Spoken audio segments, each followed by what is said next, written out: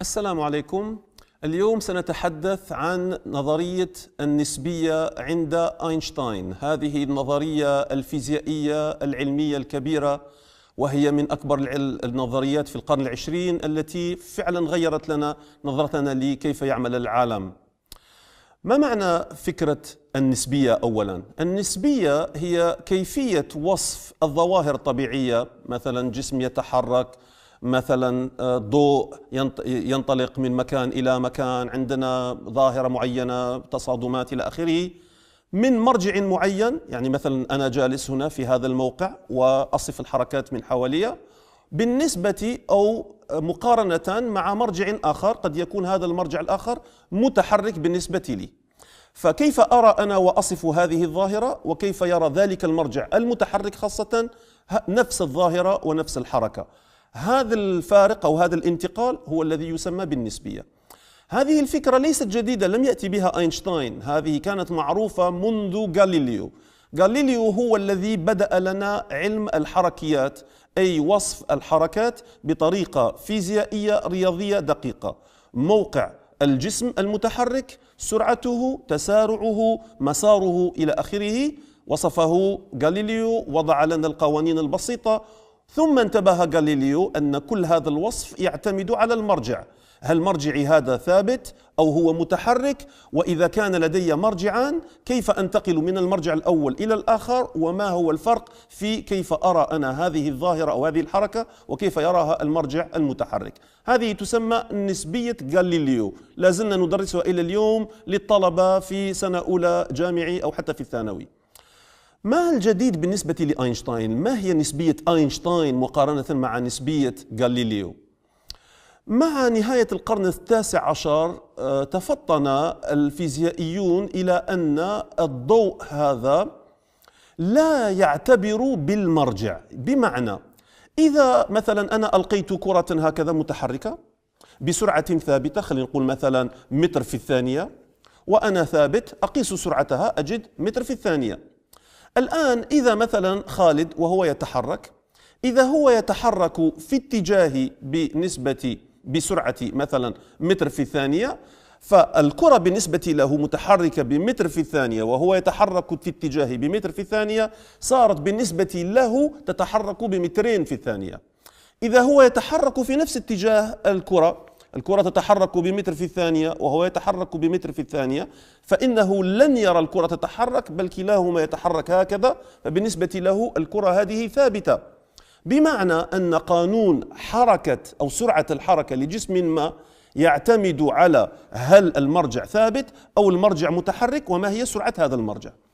لكن اكتشف الفيزيائيون أن سواء كان المرجع هذا متحرك أو غير متحرك في اتجاهي أو في الاتجاه المعاكس، الضوء في أي اتجاه، أرسلت الضوء أنا هكذا، أرسلت الضوء أنا هكذا، أرسلته هكذا، بالنسبة للمرجع المتحرك كلنا سنرى سرعة الضوء ثابتة بنفس القيمة المعروفة 300 ألف كيلومتر في الثانية. كيف يمكن هذا؟ احنا قلنا أن السرعات تضاف أو تطرح حسب حركة المرجع هذا وحركة الجسم. الضوء لا يعتبر بهذا.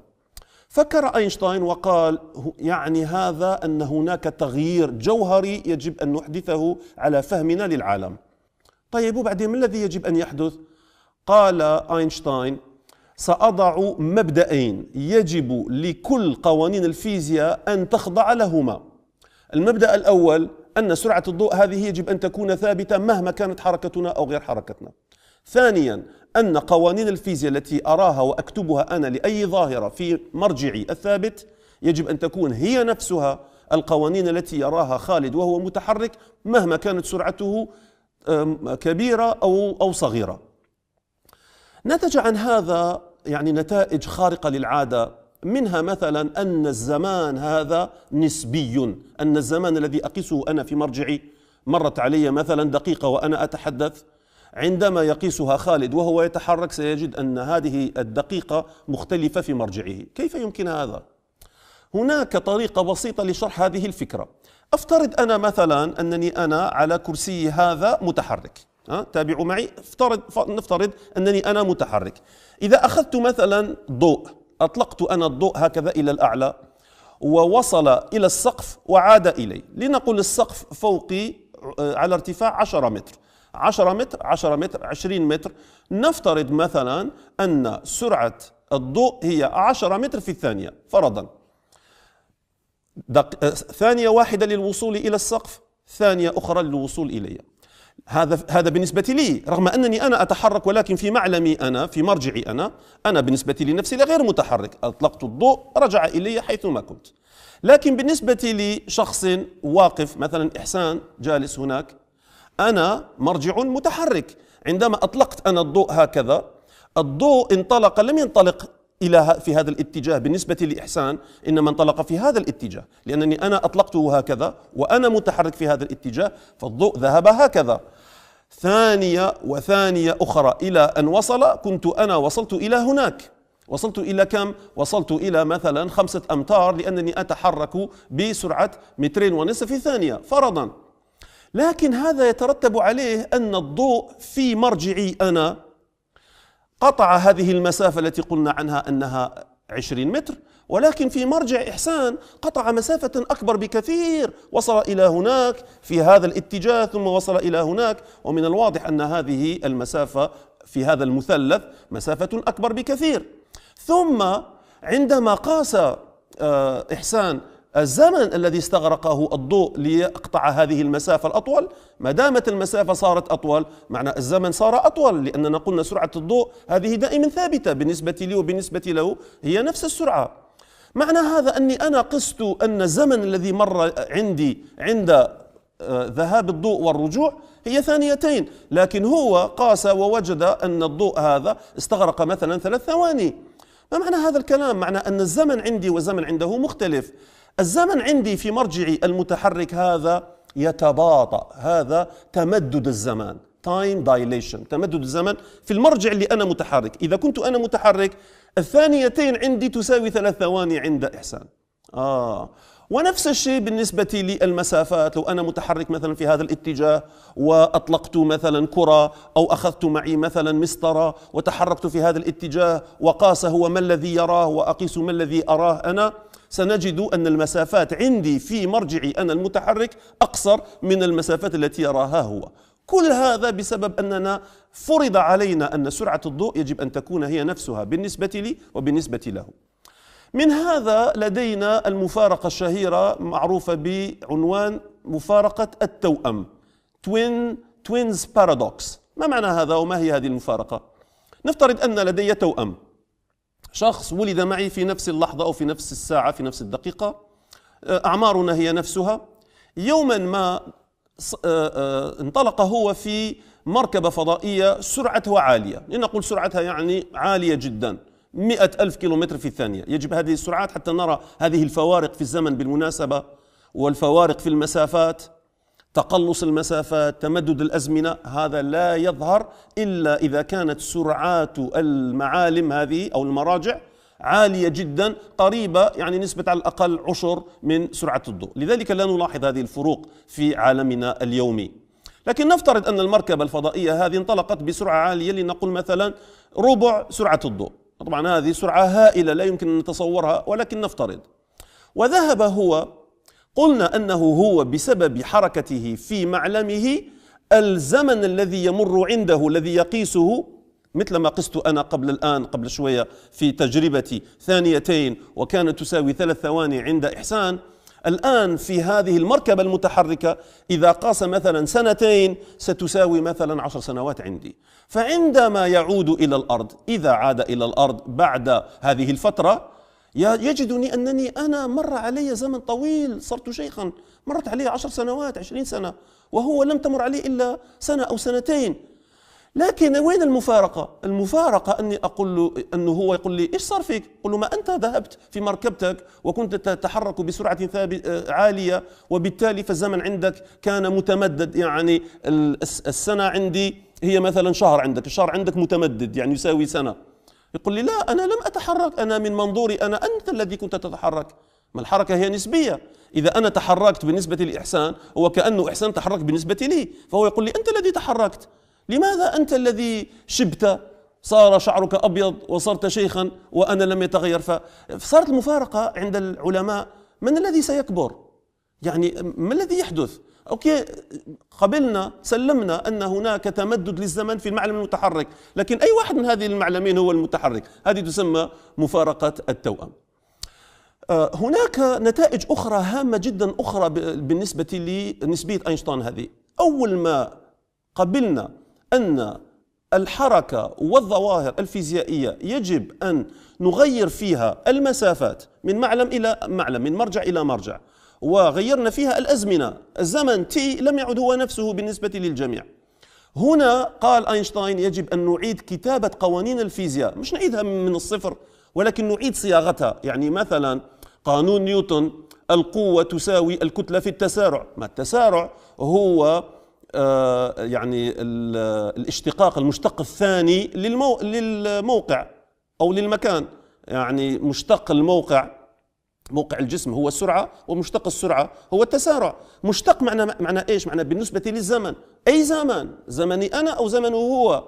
فقال يجب أن نعيد صياغة هذه الآن في كل معلم بطريقة بحيث أنها تحافظ على المبدأ الثاني الذي قلنا عنه قبل، وهو أن قوانين الفيزياء وظواهر الفيزياء وما نشاهده في مرجعي وفي مرجع خالد المتحرك يجب أن تكون هي نفسها. فقال نعيد صياغتها. طيب، أعدنا صياغتها. وإيش غير؟ قال قوانين الطاقة أيضا. ما هي الطاقة الحركية مثلا؟ إذا جسم يتحرك بالنسبة لي، الطاقة الحركية كل طلبة الفيزياء يعرفون نصف الكتلة في السرعة تربيع. لكن السرعة صرنا نقول أن هذه السرعة يعني تعتمد على أي مرجع احنا بنتكلم، مرجعي أنا أو مرجعه هو. هذا الجسم نفسه سرعته بالنسبة لي وسرعته بالنسبة لخالد مختلفة. فقال نعيد صياغة هذه المعادلة. وعندما أعدنا صياغة هذه المعادلة من منظور أينشتاين وجدنا أن الجسم إذا كان غير متحرك أصلا، ثابتا في معلم ما، أنا ثابت، هذا الجسم أمامي ثابت، قال لن تكون لديه أي طاقة حركية. نعم، لن تكون له أي طاقة حركية، ولكن ستكون له طاقة ذاتية. طاقة ذاتية إيش؟ أنه من جراء حمله لكتلة ما، كتلة M، فيجب أن له طاقة ذاتية، ومنها المعادلة الشهيرة لأينشتاين E equals mc square، الطاقة تساوي الكتلة في سرعة الضوء تربيع. ومن هذا صارت هناك تكافؤ بين الطاقة وبين الكتلة، ومن هذا صار من الممكن أن نحول الكتلة إلى طاقة والطاقة إلى كتلة. كيف نحول الكتلة إلى طاقة؟ هذا ما يحدث في التفاعلات النووية، سواء في المفاعلات النووية أو سواء في القنابل النووية. كل ما عملنا تفاعل نووي سواء كان انشطار أو انصهار، نحن نحول جزءا من الكتلة إلى طاقة. وكيف نحول الطاقة إلى كتلة؟ كلما كانت لدينا الطاقة في مثلا المسرعات الكبرى المعروفة، نأتي بأجسام متحركة بسرعة لها طاقة هائلة، هذه إذا اصطدمت جزء من طاقتها الحركية هذه تتحول عندنا إلى جسيمات. تظهر عندنا جسيمات هكذا كأنها تظهر من لا شيء، وهي لا تظهر من لا شيء، هي تظهر من الطاقة التي كانت تحملها كل هذه الجسيمات المتصادمة. بقي أن نذكر هل لهذه النظرية تطبيقات في الحياة؟ يعني هل هذا يعني فيزياء نظرية فقط هكذا يتعامل معها الطلبة والأساتذة ولها قوانين غريبة عجيبة وظواهر غريبة عجيبة، أم لها تطبيقات في الحياة؟ ربما يعرف البعض ولا يعرف الكثير منكم أن جهاز الGPS الذي نستخدمه في السيارات، أحيانا موجود حتى في هواتفنا المحمولة وفي كثير من التطبيقات. GPS هذا الذي يعمل عن طريق الاتصال بالأقمار الصناعية، بحيث يحدد لنا المكان، يتصل بهذا القمر وهذا القمر، وبعملية ثلاثية يحدد الموقع بالذات ويقول لي أنت تحركت كيلومتر، كيلومترين، 3 كيلومترات.